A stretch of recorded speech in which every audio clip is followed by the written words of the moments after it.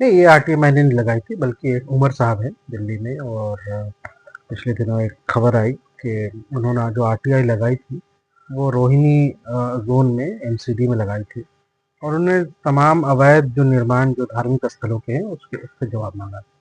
तो MCD Rohini zone ने जो है वो उसमें जवाब दिया है, जिसमें 234 धार्मिक स्थल हैं जो सरकारी ज़मीन पर बने हैं और अवैध निर्माण की बात उसमें एमसीडी कहता है।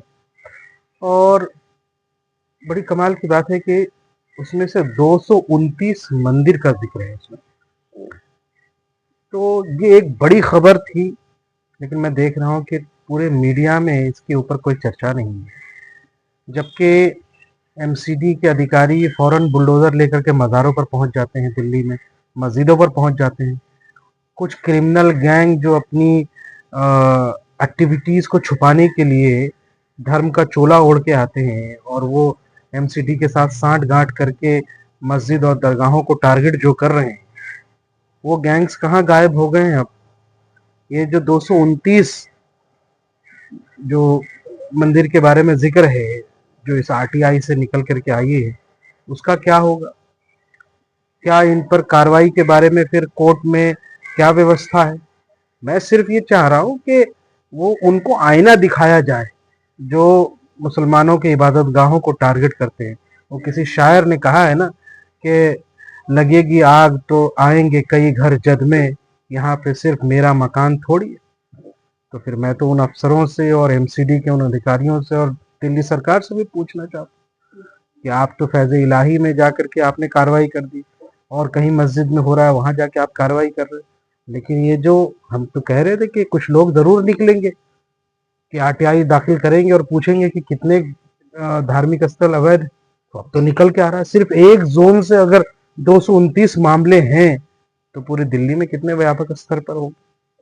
इसलिए मैंने ये कहा कि जी और जीने देना चाहिए। जब आप इस तरह के मामले और इस तरह की हठधर्मिता होगी तो फिर कुछ लोग ऐसे उठेंगे जो फिर कानून का दरवाजा खटखटाएंगे, कोर्ट में इन मामलों को लेके जाएंगे। फिर क्या करेंगे आप?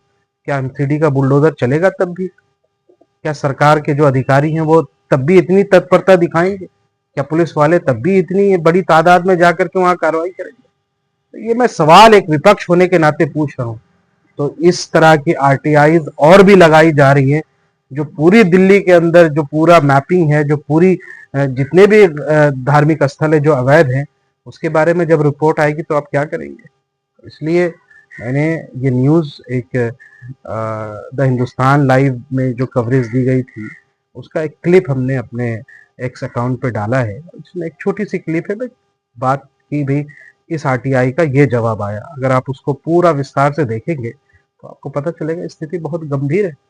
इस तरीके से गोविंदपुरी मस्जिद का भी जो है कोर्ट में मामला चल रहा है, तो क्या मानते हैं कि इस मस्जिद पर टारगेट किया जा रहा है? बिल्कुल, ऑफ कोर्स ये टारगेट किया जा रहा है। मैंने कहा ना कि ये एक शुरुआत आपने की, कहानी आप शुरू कर रहे हैं, कोई ना कोई उसको पूरा करने वाला रहेगा।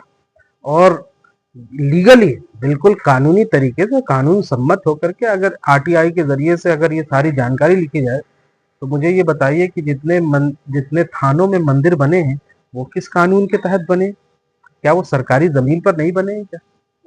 तो ये तो सबसे पहला बड़ा मामला यही है।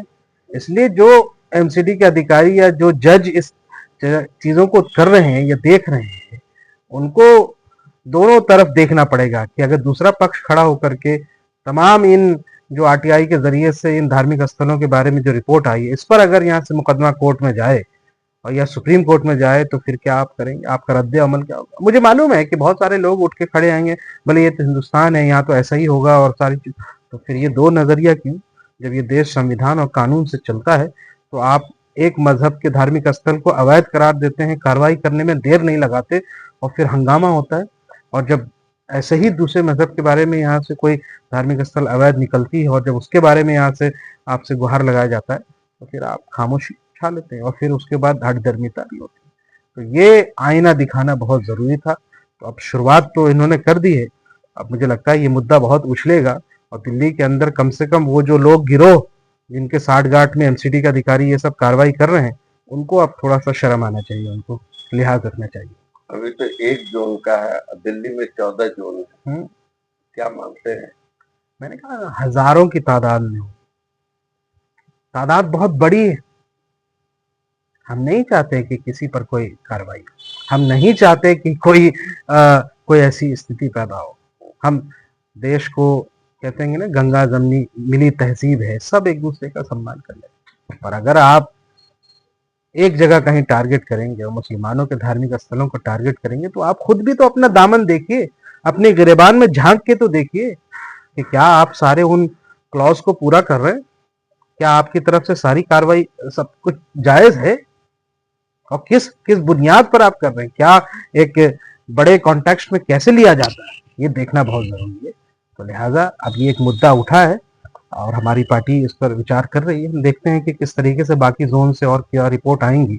जो आरटीआई एक्टिविस्ट इसमें लगे पड़े हैं, उनकी रिपोर्ट के बाद फिर हम सरकार से सवाल पूछेंगे कि अब इन पे आप कार्रवाई करेंगे नहीं करेंगे।